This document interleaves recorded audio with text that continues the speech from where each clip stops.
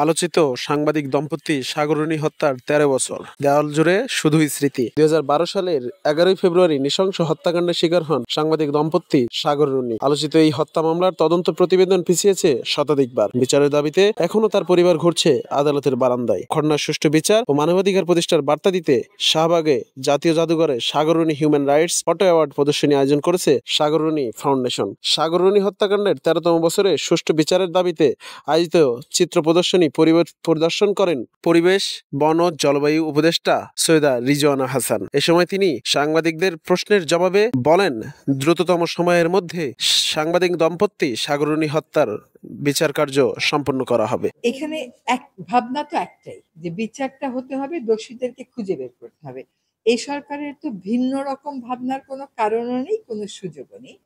এবং আমাদের প্রধান উপদেষ্টা নিজেই বলেছেন যে এই হত্যাকাণ্ড সহ অন্যান্য যেগুলো খুবই সংবেদনশীল হত্যাকাণ্ড, এবং ধারণা করা হয় যে বিগত সরকারের সময়ে নানান কুটকৌশল করে সেগুলোর বিচার করা হয়নি, সেগুলো যেন বিচার করা হয়, সেটাই আমরা নিশ্চিত করার চেষ্টা করব। এখন অনেক বছর তো পার হয়ে গেছে, যত বছরই পার হোক না কেন, এই যে মেঘকে দেখছেন বা ওর ভাইদেরকে দেখছেন, রুনির ভাইদেরকে, তাদের তো একটা বিচার পাওয়ার অধিকার আছে, জানবার অধিকার আছে যে ঘটনাটা কে ঘটালো। সরকারের সাধ্য মতন চেষ্টা করবে। অনেক বছর পার হয়ে গেছে, এখন সাক্ষ্য প্রমাণাদির বিষয় আছে, আর বহুবার এটা সময় নেওয়া হয়েছে।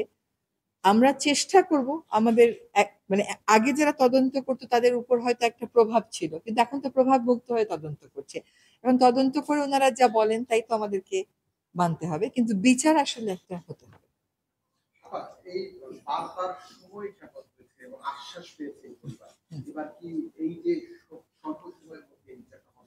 দেখেন, যদি তথ্য উপাত্ত পাওয়া যায় এবং অপরাধীকে ধরা যায়, তাহলে বিচার না পাওয়ার তো কোনো কারণ দেখি না। বারবার সময় নিয়েছে এই জন্যই যে আসলে বিচারটা তারা করতে চায়নি। কিন্তু আপনাদের মনে আছে কিনা, ওই যে মগবাজারে একটা হাইজ্যাকিং এর ঘটনা ঘটেছিল, একজন নারীকে বলা হতো যে তার হাইজ্যাকিং এর কারণে উনি মারা গেছেন, হ্যাঁ, ছিনতাইয়ের কারণে। পরে অনেক বছর পরে কিন্তু তার রহস্য উন্মোচিত হয়। তো আমরা যেটুকুন বলতে পারি যে বিচার প্রক্রিয়ার উপর, তদন্তের উপর সরকার কোনো রকম প্রভাব বিস্তার করছে না। এর আগে যেটা হয়েছিল, প্রভাব বিস্তার করা হয়েছিল, সেজন্যই বিচারটা হয়নি। কারণ আমাদের আমাদের পুলিশ কিন্তু সবসময় একটা কথা বলে যে পুলিশ চাইলে পারে না এমন কোনো কাজ নেই, পুলিশ যদি চায় ঠিকই আসামি ধরে ফেলতে পারে। এখন অনেক বছর ধরেনি, সেটার একটা ভার তো আমাদেরকে বহন করতেই হচ্ছে, যেহেতু আমাদের কোনো প্রভাব নেই তদন্তের উপরে, স্বাধীনভাবে চলছে। তদন্ত রিপোর্ট যদি ঠিক মতন আমাদেরকে তথ্য উপাত্ত দিতে পারে, বিচার অবশ্যই হবে। এরকম টাইম ফ্রেম তো দেওয়া যায় না। যেহেতু ডিসেম্বরে নির্বাচনের কথা বলা হচ্ছে, তাহলে সরকার হাতে যে সময়টা থাকছে, সেই সময়ের মধ্যে আসলে এই আশাটা করা যায় কিনা, আর পরবর্তীতে আবার সরকার যারা আসবে তারা এই বিষয়টা নিয়ে কি ধরনের বক্তব্য দিবেন? আচ্ছা, এটা যদি আমার বস্তুনিষ্ঠ উত্তর দিতে হয়, তদন্ত না পাওয়া পর্যন্ত তো আমরা বলতে পারবো না। তদন্তে কিছু একটা পেলে তখন আমরা বিচারের প্রক্রিয়াটা শুরু করতে পারবো, এবং তখন আমরা বলতে পারবো যে আসলে বিচার কতদিনে হবে। আমরা একটা কথা আছে, justice hurried is justice buried, আর justice delayed is justice denied. তো ওদের ক্ষেত্রে already justice delayed is justice denied হয়ে গেছে, তাই না? এত বছর যাবত ওরা কোনো বিচার পায়নি।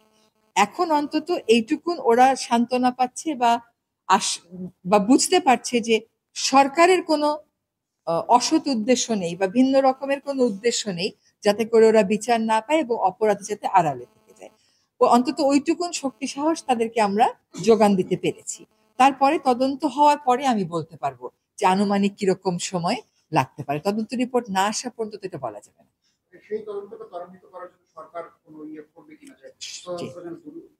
সরকারের পক্ষ থেকে প্রাধিকার মামলার যে তালিকা করা হয়েছে, তার মধ্যে এটা একদম শীর্ষের দিকেই আছে। ফলে প্রাধিকার মানে তো অবশ্যই তদন্তকারী সংস্থারা অনেক গুরুত্বের সাথে এবং দ্রুততার সাথে দেখবেন। Thank you. জি,